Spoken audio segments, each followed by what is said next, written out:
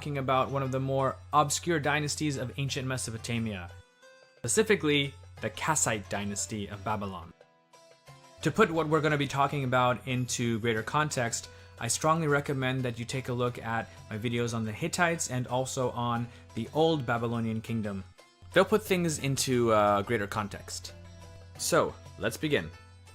In the year 1595 BCE, two watershed events rocked the ancient Near East. One was the total destruction of the once wealthy and powerful Amorite kingdom of Yamhad. The other was the sack of Babylon, which at the time may have been one of the most beautiful and densely populated cities in the world. Both of these events were carried out by the Hittite king, Mushili I. With regard to Babylon, Mushili and his band of Hittites didn't stay too long, nor did they lay any territorial claims to the region. What happened immediately afterward is poorly sourced and a bit of a mystery. One document uncovered and dating back to the 10th century BCE describes the chaos that followed the Hittites' hasty withdrawal from Mesopotamia. It describes other powers in the region, the Amorites, Hanians, and the Kassites, as jockeying for power after the demise of Babylon and its last king, Samsu-Ditana.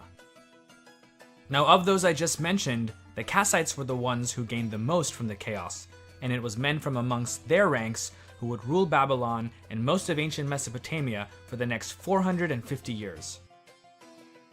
Now, despite their long reign and influence over ancient Mesopotamia, very little information exists about the Kassites. They, like the Gutians, are one of those mystery peoples who are referred to frequently in various texts, but whose origins are not well understood. So, let's take a closer look and see just what we do know about the Kassites.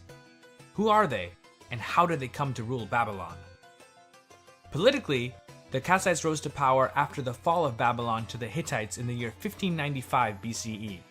It's unclear whether they had a role in that event, though many believe that they may have aided the Hittites in their conquest of the city. What is known is that after the Hittites left, the Kassites came in. Under Kassite rule, Babylon and Babylonia once more became one of the dominant powers in the ancient Middle East during the Late Bronze Age. They also helped preserve the cultural traditions of the Old Kingdom of Babylon, which is the Babylon of Hammurabi and his descendants. The Kassites, however, were not Akkadian speakers. They had their own native language, but it's not very well understood.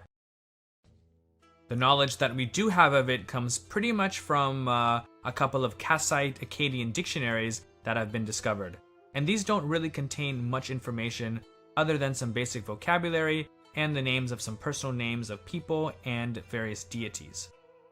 There were many Kassite loanwords that filtered into the Akkadian language, many of them dealing with specific types of horses and chariots, which actually sheds some light as to what the Kassites may have best been known for. In a letter that's been found between the Kassite king Kadashman Enlil II and the Hittite king Hattushili III, Hattushili states, and I quote, "In the land of my brother," meaning Babylonia, "horses are more plentiful than straw." End of quote. Speaking of language and various words, let's take a look at the name of these people, the Kassites. The word used to describe these semi-nomadic peoples in Akkadian was kashu, and this is where the word Kassite is derived from. The Kassites, though, called themselves Galzu. It's believed that they came from somewhere in the Zagros Mountains of what is today northwestern Iran. We first hear of references to the Kassites in documents from the Old Babylonian period, specifically during the reign of Hammurabi, from the years 1792 to 1750 BCE. These speak of a few clashes with various Kassite tribes, but nothing major. Other, more mundane documents from the city of Sippar also mention Kassites from various clans being hired as farmhands or mercenaries. Like many of the tribes surrounding the peripheries of Babylonian cities, the Kassites were considered by the inhabitants of those urban population centers to be rough nomads who, along with having a different language, culture, and gods, were not very sophisticated. Remember, urban people of Babylonia, who by this time were mostly a mix of Akkadian and Amorite-speaking peoples, saw themselves as the inheritors of the great Mesopotamian civilization that started with the Sumerians. Rural, mountain peoples such as the Kassites were not considered to be part of that great legacy. With the decline of the first dynasty of Babylon, tribal groups like the Kassites became invaluable to the economies and armies of the competing kings and warlords who were springing up all over Mesopotamia. Some fought alongside the Babylonians, others in the armies of cities such as Eshnunna and Der, while others became valuable military advisors for newer kingdoms such as that of the first dynasty of the Sealand. Kassites in rural areas lived off the land and for the most part maintained their identity and language. Before long, there were groups of Kassites living within the walls of many of the great cities of Babylonia, including Sippar, Isin, Larsa, Opis, and of course, Babylon itself. Now, as I mentioned earlier, the Hittite invasion and conquest of Babylonia upended the old order and relative stability created by the first dynasty of Babylon. It's pretty clear that this situation benefited several powerful Kassite families and clans, eventually leading to their ascendancy and ultimate rule of Babylonia. However, exactly when and how this happened is unknown. Did the Hittites simply hand over power to the Kassites when they left, or did the Kassites have to fight other tribes and Babylonian resistance groups to gain control? It's hard to believe that a group of Kassites could simply just walk into Babylon and overnight establish a viable kingdom and government, let alone control the surrounding countryside. It probably took decades for them to establish and consolidate their rule over much of Mesopotamia. I've also read in a few sources that they were probably in firm control over much of Babylonia around the year 1570 BCE. Again, and unfortunately, these sources don't tell exactly how that happened. Also, a lot of the sources that we do have do not, let's say they're not very consistent with each other. For example, we have a couple of Kassite king lists from different centuries, but these lists don't always match with each other. That being said, the general history of the Kassite dynasty of Babylon can be constructed as such. The earliest known Kassite ruler was a man named Gandash. He appears in 2 king lists and also in the inscriptions of a building. The exact date of his ascension to the throne is still unknown, though he must have been relatively powerful because in the building inscription, he's addressed as, and I quote, "King of the 4 quarters, King of Sumer and Akkad, King of Babylon," end of quote. Other than that, not much else is known about him. His successor was a king named Agum I, and in one of the king lists, he's also referred to as the son of Gandash. He also has the title Agum the Great. Why? Well, that's not known. We don't know what he actually did, we just have his name. After Agum I, the next Kassite rulers are Kantiliash I, Abirtash, Kantiliash II, and Urziguramash. The last name which I mentioned can also be read as Tazigurimash. Now I mention these names not because these individuals were known to be great kings, but because some of you out there can probably tell just how different they are than the typical Akkadian names that were common in ancient Mesopotamia at the time. All of the names that I mentioned are very Kassite. That doesn't mean that the Kassites didn't adopt Akkadian names, but at least the early kings kept this aspect of their Kassite identity intact, even though they ruled over a mostly Akkadian-speaking population. Now, the next king mentioned in both king lists and in an inscription is Agum II, also known as Agum Kakrime. There is one inscription about him that states that he was able to return the statue of Marduk, the patron god of Babylon, back to his holiest temple, known as the Isagila. Up until then, it had been in the land of Hana, north of Babylon. It was taken there presumably after the Hittite invasion of the city in 1595 BCE. If true, and we have no other proof that this actually happened other than this one inscription, then this would have no doubt endeared the Kassite king to his Babylonian subjects. It also would have given the Kassites greater legitimacy as kings of Babylonia. As we get to the 1400s BCE, we start to get more information about Kassite activities in Mesopotamia. You may remember that the first dynasty of Babylon under Hammurabi conquered pretty much all of Mesopotamia, meaning Sumer, Akkad, and many of the lands to the north. However, after his death, his successors began to lose control of many of these lands, especially those in the south. the lands that once made up ancient Sumer.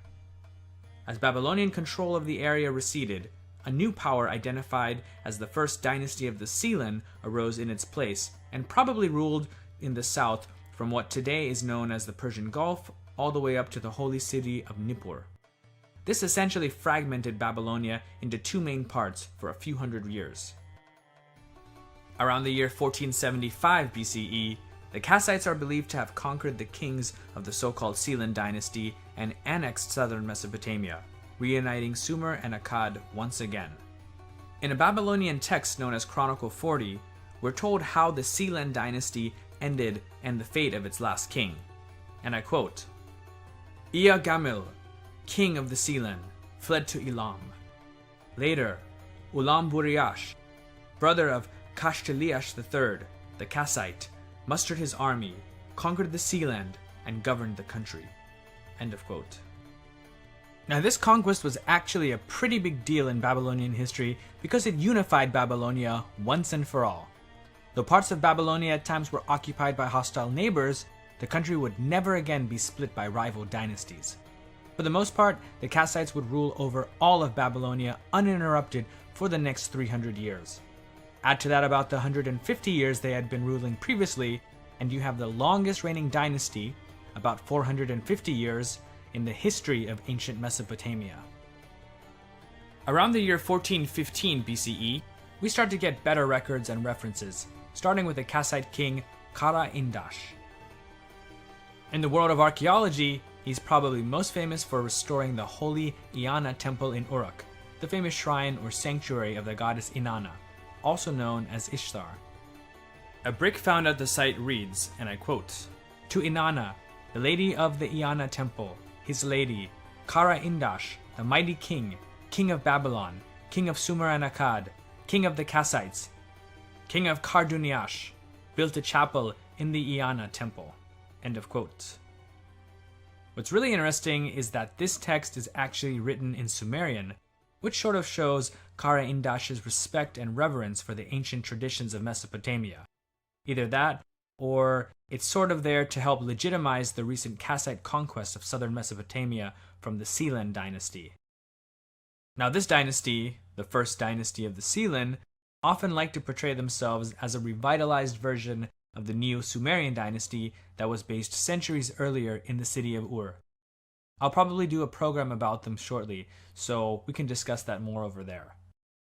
Anyway, another interesting thing in this inscription is that the word Karduniash is used. From around this time onward, this term became synonymous with Kassite Babylonia, as we'll see in later documents, treaties, and letters from the same period. One example is a treaty with Assyria that reads, and I quote, King Kara Indash of Karduniash and King Ashur-bel-Nish-ishu of Assyria concluded a mutual accord and took a reciprocal oath, specifically on the matter of this boundary. End of quote. The term Karduniash is also frequently used in the now famous Amarna letters, which we'll also take a closer look at in another program.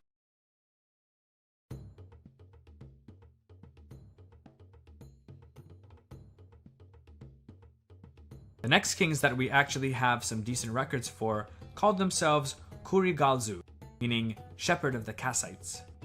There were actually two of them on record. The reign of Kurigalzu I is a bit hard to date, though he probably ruled around the 1390s BCE. The second one's reign, though, can be more accurately placed between the years 1332 to 1308 BCE.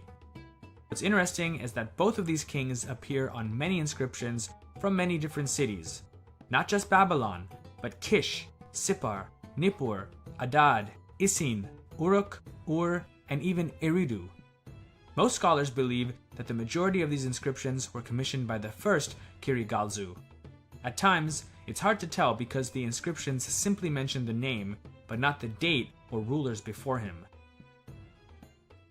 Now these are all well and good, but probably the greatest achievement of Kurigalzu I was the creation of a new Kassite royal residence called Dur Kurigalzu, located about 100 kilometers north of Babylon.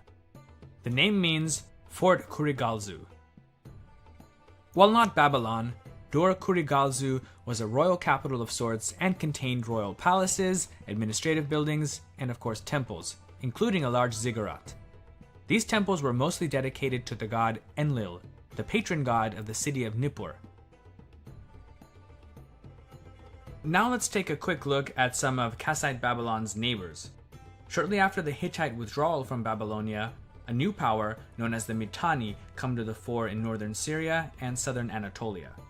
Now their focus was really creating an empire in south-central Anatolia, northern Syria, the Levant, and amongst the Canaanite cities along the eastern Mediterranean. To the east of them lay the land which would soon be identified as Assyria. The small and petty kings there, especially those of the city of Ashur, paid tribute and served as vassals to the Mitanni kings. However, sometime in the middle of the 15th century BCE, for reasons that I couldn't find, the Mitanni grew upset with the Assyrians and launched a military campaign against them, sacking the holy city of Ashur in the process. Decades later, as the Mitanni Empire went into decline due to its wars with the Hittites, the Assyrians were able to reassert their independence and then launch expansionary expeditions of their own. Just south of Assyria was Kassite Babylonia, aka Karduniash. Now, due to their proximity to each other, the kingdoms of Karduniash and Assyria shared many mutual interests, especially commercial ones. These strong relations eventually led to marriage alliances. According to Babylonian documents, the king of Assyria at the time, Ashur-uballit I, married his daughter, Mubalitat-Shirua, to Burna-Buriash II, the Kassite king of Babylonia. The two of them had a son, Kara-Hardash, who in 1333 BCE became king of Babylon. Not even on the throne for a year, Kara-Hardash was reportedly killed by his own troops in a rebellion, after which they picked and crowned a new king, Nazi-Bugash. Ashur-uballit I of Assyria was infuriated at the murder of his grandson and decided to intervene directly into Babylonian affairs. A document known as the Synchronistic History, which is actually an Assyrian source, describes the series of events as such, and I quote, "In the time of Ashur-uballit I, king of Assyria, Kassite troops rebelled against Kara-Hardash, king of Karduniash, son of Mubalitat-Shirua, the daughter of Ashur-uballit I, and killed him. They appointed Nazi-Bugash, a Kassite, son of nobody, as king over them.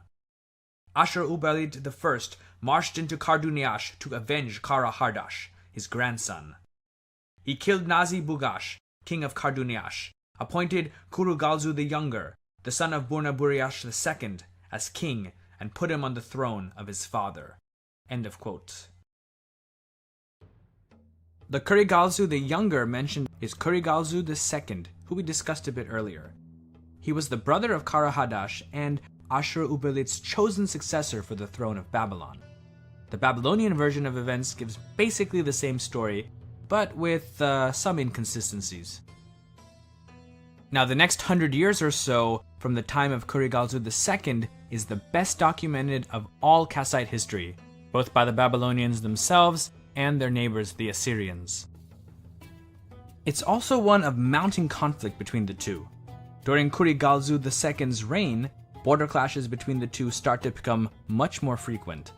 Sometimes the Assyrians gain a fortress or two, other times it's the Babylonians who do the same. It's basically a tit-for-tat kind of situation, with neither side gaining anything substantial.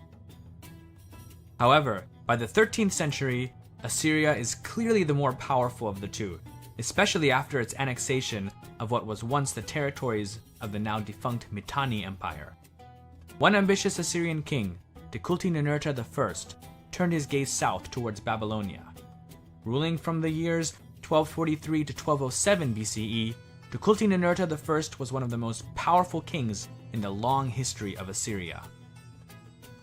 After attacking and then concluding a peace treaty with the Hittite king Tudhaliya IV, he steered his army south to attack the Kassite king Kashtiliash IV. The reasons for this attack are unknown, but some historians think that Kashtiliash took advantage of Tukulti-Ninurta's conflict with the Hittites to seize some Assyrian territory on his northern border. That's one explanation. However, in a document known as the Epic of Tukulti-Ninurta, which is pretty much a work of Assyrian propaganda, the war with Kashtiliash is described in moral terms. It's stated in the text that the conflict began because Kashtiliash had broken an oath to the sun god, Shamash. What this oath was is not stated, just that Kashtiliash was an evil man for breaking it. Now most likely, it was probably some sort of treaty between the two great kingdoms. For breaking it, or breaking his oath, the god Enlil became furious with Kashtiliash and ordered Tukulti-Ninurta to avenge him. The epic goes on to describe the several ways in which Tukulti-Ninurta showed his goodwill to the Kassite king. However, Kashtiliash still behaved arrogantly and without remorse. Finally, Tukulti-Ninurta has no choice but to invade Babylonia to correct the great injustice brought about by the Kassite king. In the end, he becomes the new king of Babylon. The event is described in one of Tukulti-Ninurta's inscriptions as such, and I quote, "At the time I approached Kashtiliash, king of Karduniash, to do battle, I brought about the defeat of his army. In the midst of that battle, I captured Kashtiliash, king of the Kassites, and I brought him, bound as a captive, into the presence of the god Ashur, my lord. Thus I became the lord of Sumer and Akkad in its entirety, and stood over its inhabitants with joy and excellence." End of quote. It all sounds nice, but this is Tukulti-Ninurta's version, which, as we said, is more propaganda than anything else. The Babylonian version of events is much harsher. In Babylonian Chronicle 45, we're told that Tukulti-Ninurta destroyed Babylon's walls, slaughtered many of its inhabitants, and plundered the Isagil, the holiest temple of Babylon's patron god Marduk. In a sense, you could also say that they kidnapped Marduk by taking his great statue back to Assyria. Tukulti-Ninurta then appointed his own governors and puppet kings to rule Babylon. Only in 1216 BCE did a legitimate Kassite king of Babylonia, Adad Shuma Usur, who was also one of Kashtiliash's sons, come to the throne. He seems to have been very popular with the people and ultimately ended up ruling for 30 years, decades which for the most part were peaceful and prosperous. Tukulti-Ninurta's sack of Babylon and the treatment of the city and its people would ultimately be the bitter turning point in Babylonian-Assyrian relations pretty much for the rest of time. Well, at least for the next 600 years or so, until the demise of the Assyrian Empire. The Babylonians would always view the Assyrians with suspicion and contempt, despite their many cultural and religious similarities. In fact, this wouldn't be the last time that the Assyrians would sack Babylon. Other future kings would do the same, which we'll discuss in other programs on Assyria. As for Tukulti-Ninurta, he was eventually assassinated. After this, Babylon once again became independent, though for centuries it would continue to still remain weaker than its ascendant northern neighbor, Assyria. Now, I don't want to say that the fall of the Kassite dynasty was unexpected, but it was rather quick. Babylon never really recovered from Tukulti-Ninurta's sack of the city. In the end, it was a combination of both Assyrian and Elamite attacks that brought about the end of Babylon's and the ancient world's longest reigning dynasty. In 1158 BCE, the Assyrian king Ashur-dan I attacked and defeated the Kassite king Zababa-shuma-iddina, weakening but not totally dislodging the Kassites. The death knell, though, came the same or perhaps the next year with the Elamites. Yes, those Elamites, who for the past few thousand years, at least according to Mesopotamian sources, constantly were interfering and causing havoc in the affairs of the ancient lands of Sumer and Akkad. The Elamite king, Shutruk-Nanhunte, raided northern Babylonia and plundered the cities of Dur-Kurigalzu, Sippar, Opis, and a few others. The Kassites are reported to have fought back for the next 3 years, but in 1155 BCE, the last Kassite king was captured and taken back to Elam, along with Babylon's great statue of Marduk. Yes, this is the same statue of Marduk we were talking about before, and it seems that the statue has been traveling around quite a bit. Now, one last thing I wanted to mention is that in many books, Kassite rule, especially the first 200 years or so, is often referred to as a sort of dark age for Mesopotamia. I think that this term, though, can be a bit misleading because it implies a period of stagnation and ignorance, which, if we examine the texts from Babylonia, as well as the archives from Egypt, Assyria, and even Anatolia, turns out not to be the case. Overall, Kassite rule of Babylonia seems to have been very beneficial for the country's land and people for several reasons. One is that the Kassites unified or consolidated what we today know as Babylonia into one more or less cohesive political unit. Gone were the days of individual city-states. People within Kassite lands identified or affiliated themselves less with their city or immediate region and more with belonging to, you could say, a greater Babylonia. This was probably because the Kassites provided a good deal of stability. To be part of the Kassite realm was to be part of an ordered, relatively peaceful, and eventually powerful state. It was this state which would go on to defend them from the Assyrians and mountain peoples of Anatolia to the north, the Elamites to the east, and Egyptian influence in the west. By the time the Kassite dynasty had been firmly established, individual city-states didn't stand a chance against larger powers. To survive, one needed to be part of a larger political apparatus, like that provided by the Kassite rulers in Babylonia. Another thing is that the Kassites, though originally outsiders from the Zagros Mountains, actually did a lot to promote and preserve Babylonian culture. Though keeping aspects of their own culture and religion, Kassite kings promoted those of their subject peoples as well. It's actually thanks to them that much of the arts and sciences that we today associate with the Babylonians was preserved during their time for future generations. Overall, Babylonia seems to have flourished under their rule, so to say that they presided over a dark age is really incorrect.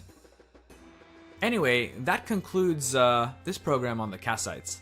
I hope you enjoyed it and learned something, and if you did, please hit that like button because it helps the channel out a great deal. Thanks again, and I'll catch you next time.